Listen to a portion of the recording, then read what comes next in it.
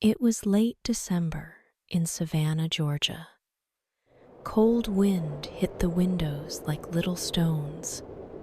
Rain had not stopped since evening. The streets were empty. Even the dogs were quiet that night.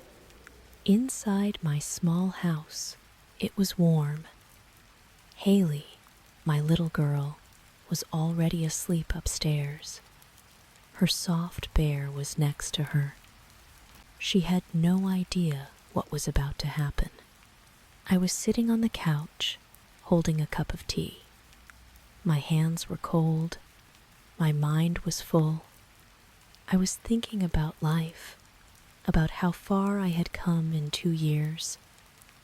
Alone, strong, but still a little broken inside. And then a knock on the door. It was slow, soft, but heavy, like the sound had weight. Like someone was not just knocking, but asking, "Can I come back into your life?" I stood still. I looked at the door. I didn't move. It was almost midnight. Who would come at this time? My heart beat faster. For a second, I thought maybe it was a mistake. Maybe it was the wind. Then it came again. Knock, knock. I walked to the door and opened it. What I saw stopped my breath. He was standing there, soaked from the rain, thin, like he had not eaten for days. His eyes were red, not from the cold, but from something deeper, like tears had lived in them for years. Eric, my ex-husband, the man who had left me and our daughter 2 years ago. No calls, no money, no goodbye, just gone. I could not speak. He looked at me. He did not smile. He did not cry. He only said, "I had nowhere else to go." My fingers shook on the door. I wanted to slam it. I wanted to scream, but I didn't. I just stood there, lost in a mix of pain, shock, and old love that I had buried deep inside. He stepped forward, just a little, but he didn't try to come in. He waited for something. A word, a sign, a chance. And that's when I saw it. Not the man who broke me, but the man who had been broken by life, by loss, by his own mistakes. I stepped aside, not because I had forgiven him, not because I missed him, but because part of me still wanted to believe that people can change. That even after all the hurt, maybe, just maybe, some doors are not fully closed. After that night, nothing felt the same. I let Eric sleep on the old couch in the living room. Haley didn't know he was there. I wanted time to think. My head was full of fear, old pain, and questions I couldn't answer, but life didn't stop. The next morning, I woke up early, made breakfast for Haley, kissed her forehead, and watched her run to catch the yellow school bus. I smiled, but my heart was heavy. After she left, I walked to the small bakery where I worked. It was in the middle of town, a warm place with the smell of sugar and fresh bread. It wasn't a big job, but it helped pay the rent and gave me peace. That bakery had saved me in more ways than one. Daniel, the owner, was already there when I arrived. He always got in before sunrise. He smiled when he saw me, like he always did. Daniel had a soft voice and kind eyes. He never asked too much, never pushed. He just helped. When I was tired, he let me sit. When I was sad, he didn't say much, just stayed close. He once told me, "You don't have to do this alone. You and Haley deserve good days too." That meant more to me than he knew. Over time, Daniel had become a part of our little world. He came by sometimes after work with cupcakes for Haley. He helped fix the sink when it broke. He sat with us on Halloween, handing out candy. And Haley, oh, she loved him. She once said, "Mommy, I think Daniel is my favorite grown-up." I laughed, but deep down, I knew she meant it. He never tried to take Eric's place. He never talked bad about him, even though he knew what happened. That made me respect him more. Daniel was gentle in a world that had been hard to me. He was steady, kind, honest. But now Eric was back, and Daniel didn't know. As I put fresh bread in the front case, I wondered how I would tell him. Would he be hurt? Would he walk away? I didn't want to lose him. But Eric was Haley's father. I was caught in a storm I never asked for. Daniel walked by and handed me a cup of warm coffee. "You okay?" he asked. I looked at him and smiled. "I don't know," I said. And that was the truth. It was a Thursday night, late December, the kind of night when the wind cries and the streets seem to hold their breath. Rain hit the roof like a drum. I had just tucked Haley into bed. She was warm, safe, holding her bear close. Her eyes closed fast after a long day at school. I stood in her doorway for a moment, just listening to the sound of her soft breath. That sound used to calm me. That night, it didn't. Downstairs, the clock showed 10:41. I sat on the couch, holding a small blanket around my shoulders. The lights were low. My tea had gone cold, but I didn't move to heat it. I was lost in thought. Then, 3 knocks on the door. Not fast, not loud, just slow and sure. Each one hit something deep inside me.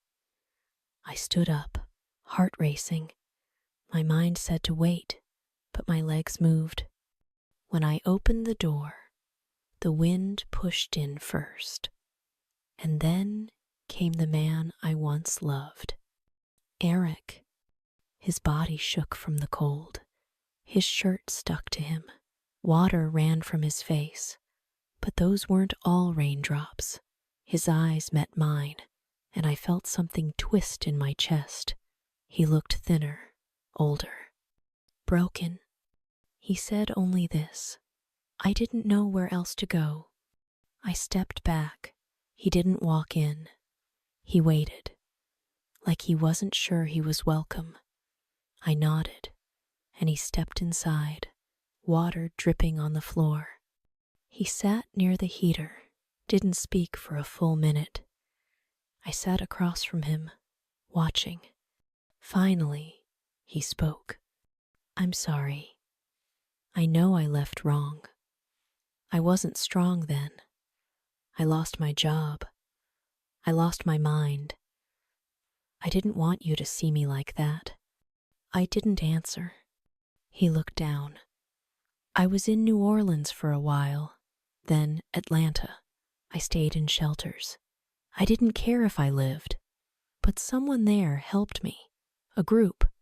They helped me talk, helped me stand again. Now I'm trying. I want to be better." I still said nothing. He looked up. "I don't want money. I don't want to make your life harder. I only want one thing." He paused. "Please, let me see my daughter." And for the first time In a long time, I didn't know what to feel. I let him stay the night. He slept on the couch, wrapped in a blanket that was too small for him. I stayed up, sitting at the kitchen table, staring at nothing. My mind was loud. My heart was louder. I tried to forget what he had done, but memories don't leave when you tell them to. In the morning, I made eggs and toast. I didn't plan to. My hands just did it. The smell woke him. He came to the kitchen, slow, quiet, like he didn't want to take up space. I poured coffee, but didn't look at him. He said, "Thank you," in a voice so soft, I almost didn't hear it. Then he spoke again. I'm not proud of the man I was. I didn't call. I didn't send money. I wasn't there. I know that. I still said nothing. I wanted to end everything, he said. I stood at the edge more than once, thought maybe it would be better if I disappeared. He looked at me, waiting for me to speak. I didn't, not yet. He went on. There was a woman in Atlanta. She ran a place that helps people like me. She said, pain doesn't mean you stop living. It means you need help. And I listened. That part stopped me. Eric never listened before. Not to me, not to anyone. He always thought help was for the weak.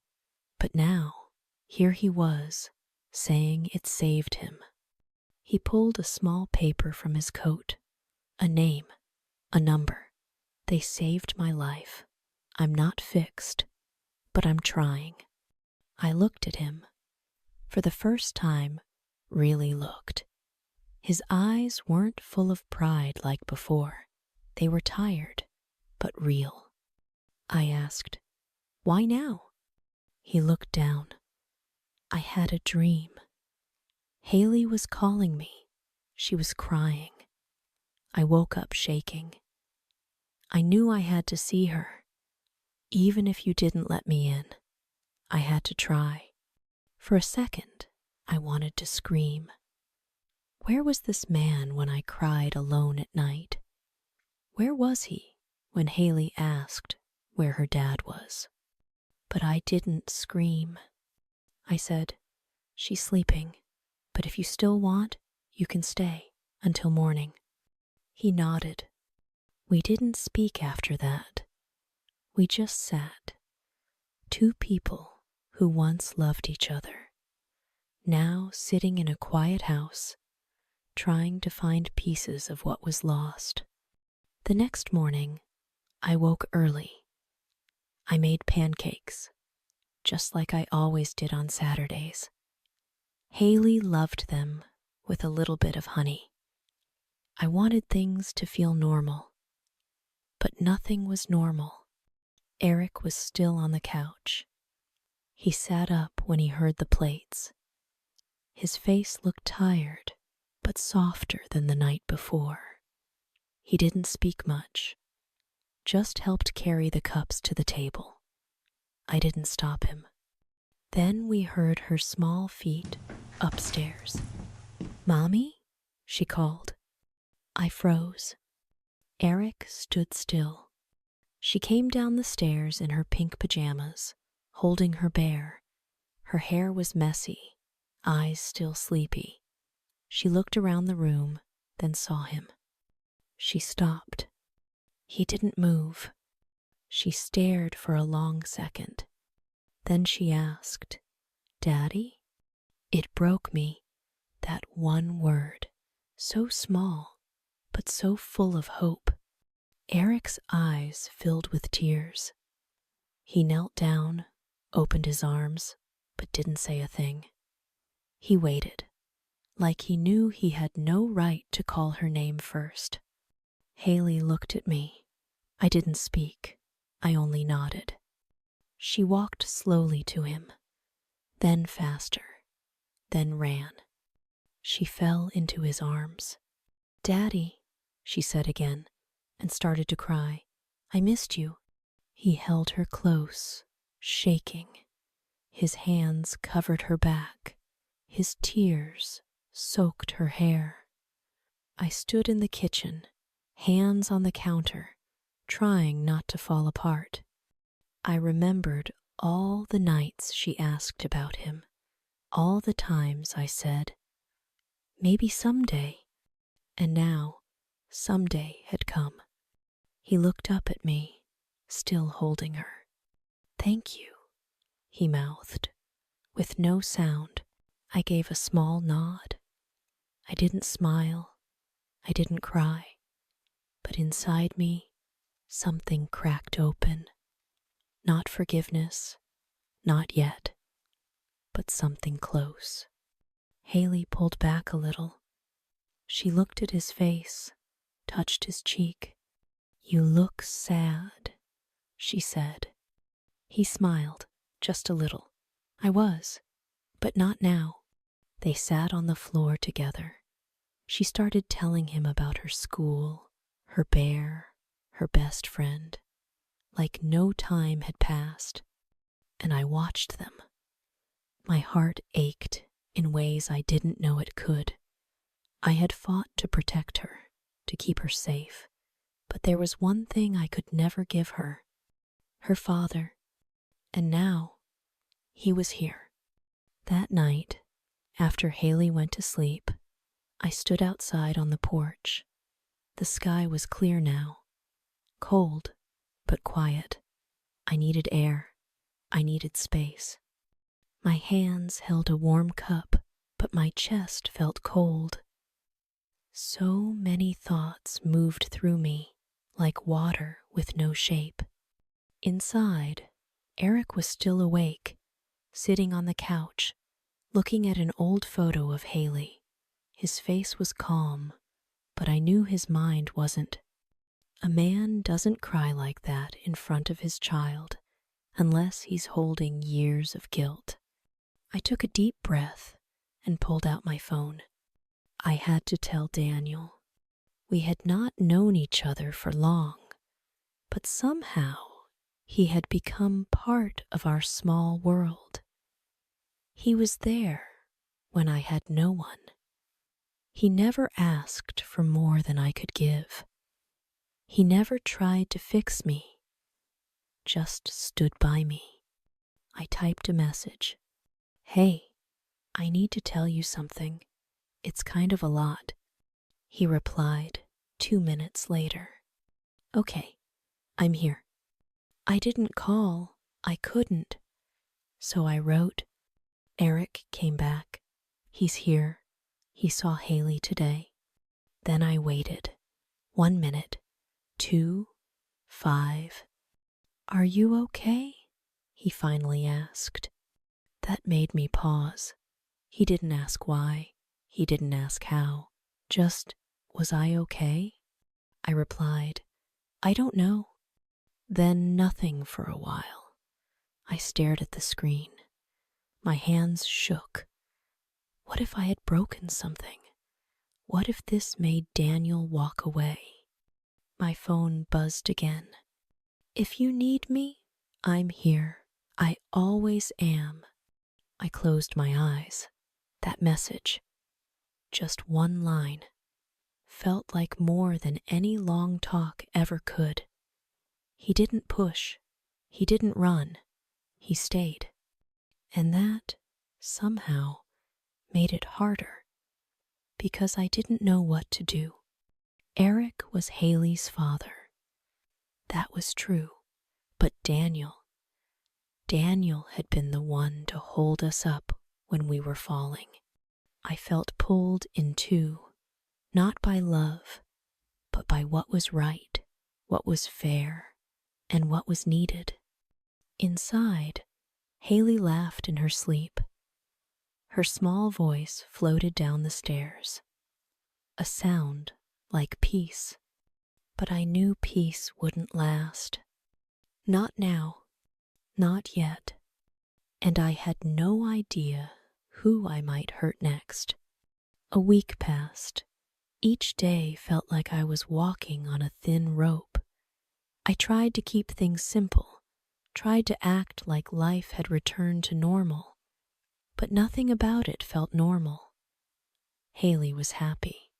She smiled more, drew pictures of Mommy, Daddy, and me in the living room. She talked about Eric like he had never left, and part of me hated how easy it was for her to love him again. Eric stayed in a small room at a shelter near the river. He came by in the afternoons to see Haley. He never stayed long, never pushed. He said thank you each time he left, like I was doing him a favor he could never repay. Daniel didn't bring it up, but I could feel the weight in his silence. When we worked together, there were fewer smiles, fewer small jokes. I tried to act the same, but I knew he felt the shift. He was still kind, still there, but I had pulled something tight between us. Then the worst day came. It was a Monday. The school called at 2:17 p.m. Haley had fallen down the stairs near the gym. She couldn't move her left arm. I dropped everything and rushed to the hospital. My hands shook on the wheel. My heart beat so fast, I thought it might break. When I got there, she was already inside. They were checking her bones. I wasn't alone for long. Eric came running in 10 minutes after I called. Daniel came too. They both stood there, quiet, waiting, while I signed papers with the nurse. The doctor stepped out and asked, "Who's her legal guardian?" I looked at Daniel. He stepped back. Eric stepped forward. His hand was shaking, but his voice was clear. "I'm her father." There was a pause. Then the doctor nodded and gave him the forms. I stood still, unsure what I had just felt. Relief? Pain? A mix of both? Eric signed the paper and looked at me. Not with pride, but with something like fear. Like he knew he had stepped into a space that wasn't his anymore. Daniel looked away. I felt my knees go weak. My body stood, but my heart, it fell hard. And right there, in a cold hospital hall, I saw the truth. One man had returned from the past. The other had never left. After the hospital, I couldn't sleep. I sat by Haley's bed, holding her little hand. Her arm was wrapped, but she was okay. She smiled at me before falling asleep, like nothing had changed. But inside me, everything had changed. Outside the room, Eric and Daniel stood a few feet apart. Neither spoke. They didn't look at each other. They just waited, like men who had both lost something they couldn't name. I stepped out and joined them. My heart was heavy. My voice was quiet. I looked at Eric first. "She's okay. You can go see her." He nodded, eyes wet, and walked in. Then I turned to Daniel. He didn't speak. I said, "I didn't plan for any of this. You know that." He looked at me and gave a small, sad smile. "I know. I'm confused," I whispered. "You should be," he said. "It's not easy." I took a breath. Eric wants to make things right. He's trying. And Haley, she needs him. Daniel nodded. "I understand. I just don't know what I feel about him, about you, about all of this." Daniel looked down, then back at me. "I never asked you to choose. I never wanted to put you in that place. I wanted to cry, but I didn't. You never made me choose, I said, but now life is. He stepped back a little, hands in his coat. I love Haley.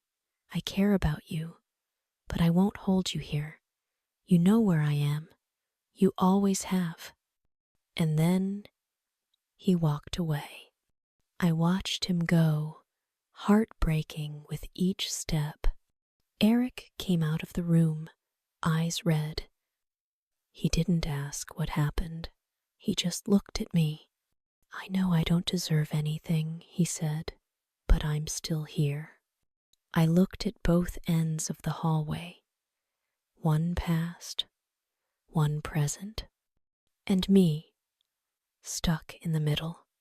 1 week later, I met Eric at a small coffee shop near the park, the same place where we used to go before everything fell apart. It was quiet that day, cold outside, warm inside. He sat near the window, waiting. I sat down across from him. Neither of us spoke at first. Then I said what I had been holding in. You are Haley's father. I won't take that from you. She needs you. But I can't give you my heart again. I can't forget the nights I cried alone.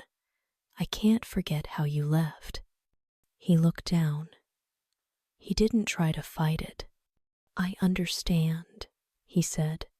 I have to move forward, I said. For Haley and for me. He gave a slow nod.